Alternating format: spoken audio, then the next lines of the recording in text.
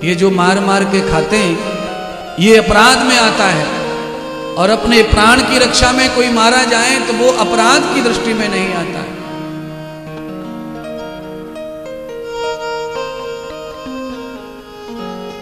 दिन भर राजा पाप करते रहे, अंत तो गत्वा राजा। शाम का समय हो गया, राजा व्याकुल हो गए, राजा को प्यास लगी, राजा को पानी नहीं मिला तो राजा ने समक ऋषि का दरवाजा खटखटाया आश्रम का। ए महर्षि, मैं इस राज्य का राजा चक्रवर्ती सम्राट परीक्षित हूं, मैं शिकार खेलते खेलते थक गया हूं, प्यास लगी है, पानी पिलाओ। समक ऋषि उस समय ध्यान में बैठे थे और ध्यान के योगी बता के गए, शास्त्र बता रहा है कि जब आप प्रभु का ध्यान कर रहे हो उस समय कोई भी इमरजेंसी क्यों ना आ जाए, पर आपको ध्यान नहीं छोड़ना चाहिए, नहीं तो ध्यान भंग होने से आप अपराध में पड़ जाते हैं। माया परीक्षा लेती रहती है हमेशा।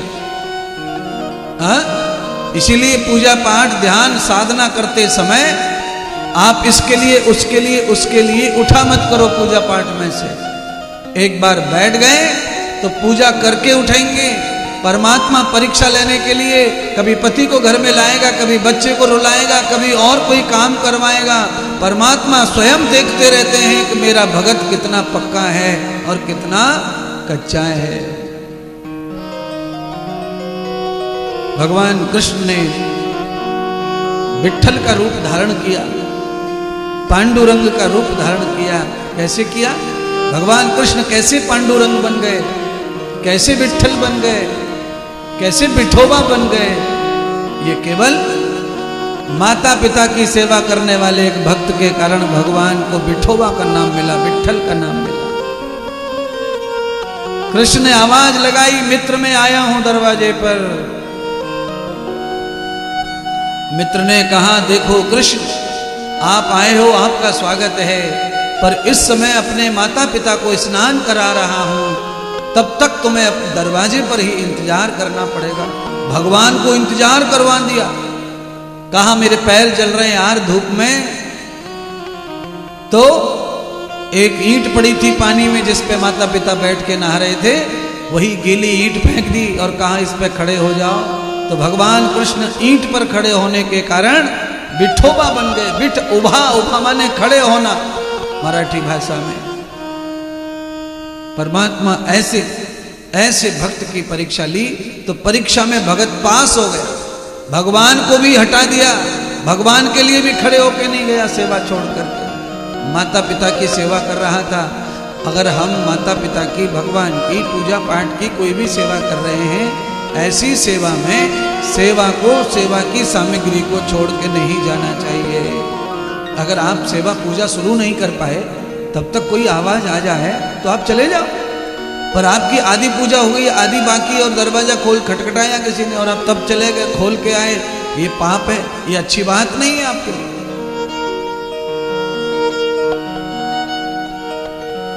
परीक्षित को श्राप लग गया। यहां समक ऋषि ने श्राप दे दिया क्योंकि मरा हुआ सांप डाल दिया गले में।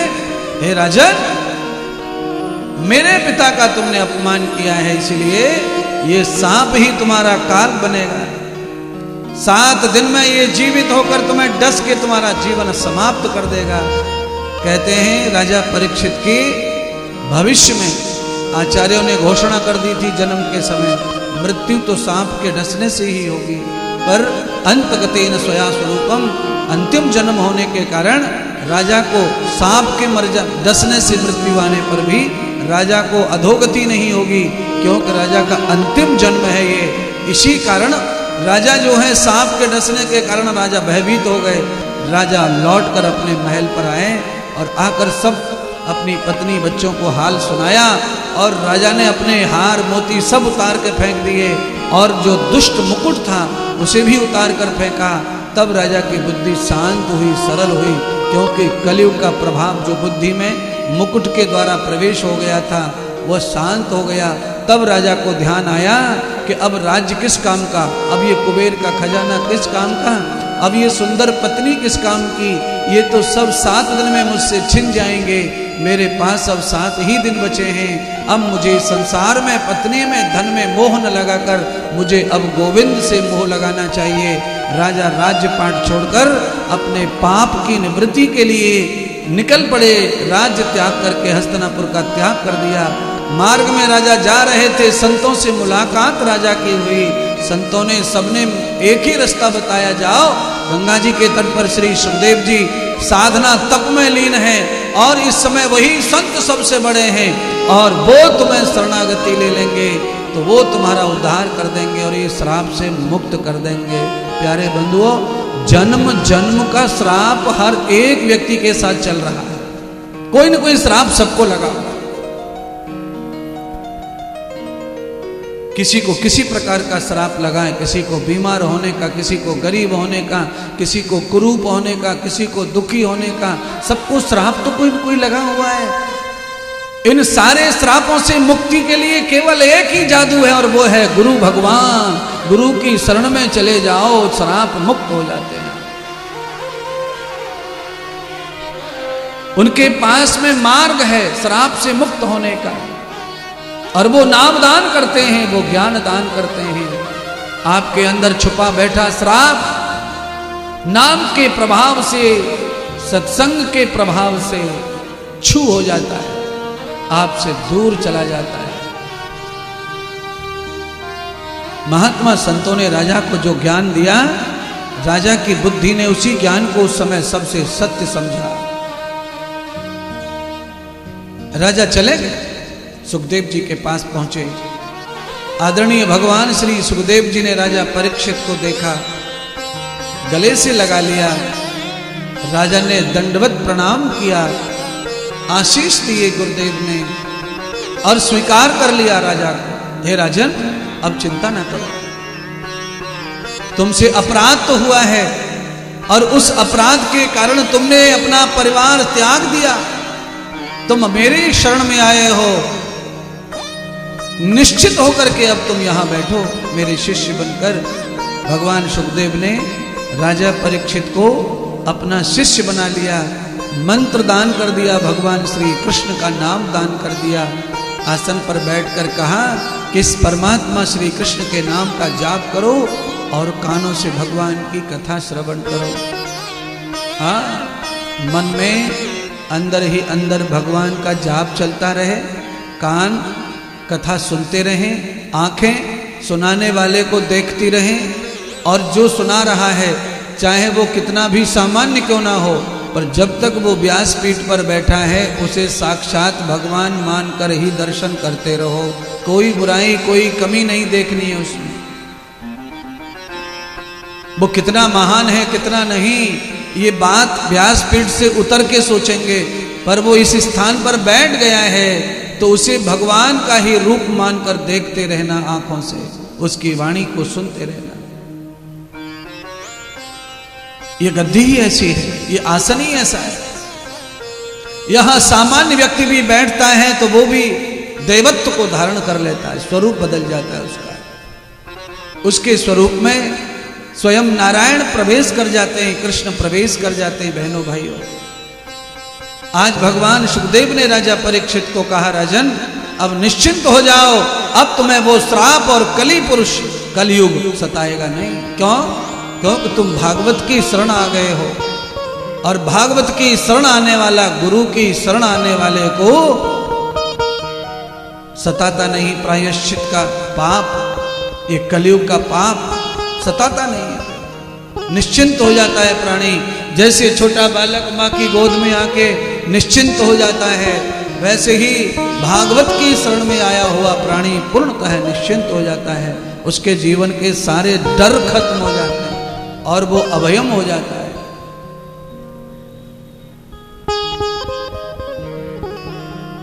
और ये ऐसा मौका मिले तो चूकना नहीं चाहिए मौके को। कभी जीवन में ऐसा समय आ जाए कि आपको गुरु बनाने का मन हो और उसी समय योग्य गुरु आपके जीवन में आ जाए समय, तो विश्व सब दुनिया छोड़ करके पहले गुरु बनाओ, मंत्र लो, जाप शुरू करो नाम का, गुरु की सेवा शुरू करो, यहां से जीवन को प्रारंभ कर दो और पश्चाताप करो कि आज तक का जीवन व्यर्थ में चला गया, आज से जिंदगी शुरू हुई है, आज से जीवन शुरू हुआ है, ऐसा सोच के जो जीवन जीते हैं उनके ऊपर जल्दी भगवत कृपा होती है, कृपा बरसती है उनके ऊपर। महाराज जन्मना जायते शूद्र संस्कारम दुज उच्चते, 2 जन्म बताएं कम से कम मनुष्य के। एक जन्म माता पिता के गर्भ से, दूसरा जन्म संस्कार से, गुरु के ज्ञान से, गुरु के मंत्र से, गुरु के विचारों से दूसरा जन्म होता है। और जब गुरु प्राण प्रतिष्ठा करते हैं, मंत्र डालते हैं किसी शरीर में, वह शरीर दिव्य हो जाता है, वो आत्मा दिव्य हो जाती है, वो मन दिव्य हो जाता है, वो बुद्धि दिव्य हो जाती है। और क्या चाहिए महाराज अपने को? दिव्यता ये मिल रही है, यही चाहिए जो मिल रहा है।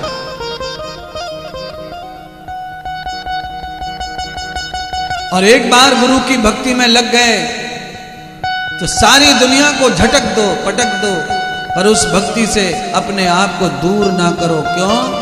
एक बार आदमी किसी के बहकावे में आके गुरु से दूर हो जाता है तो न जाने कितनी जिंदगी उसे भटकना पड़ता है।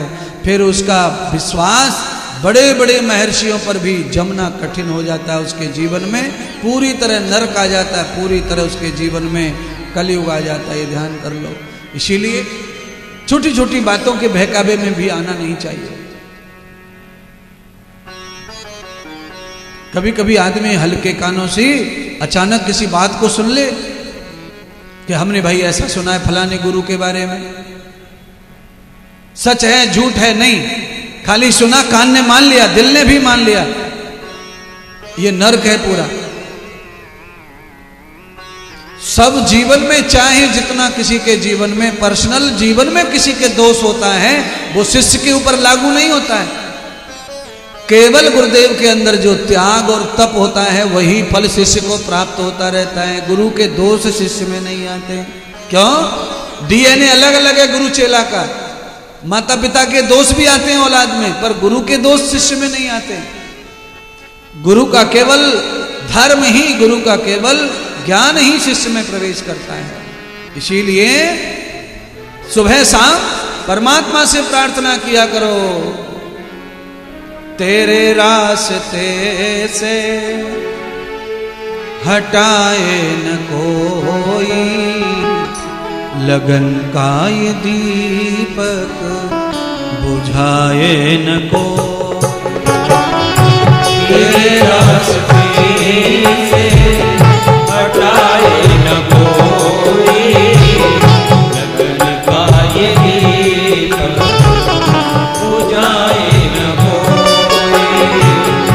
तेरे रास्ते से हटाए न कोई, लगन का ये दीपक बुझाए न कोई। तेरे रास्ते से हटाए न कोई, लगन का ये दीपक बुझाए न कोई।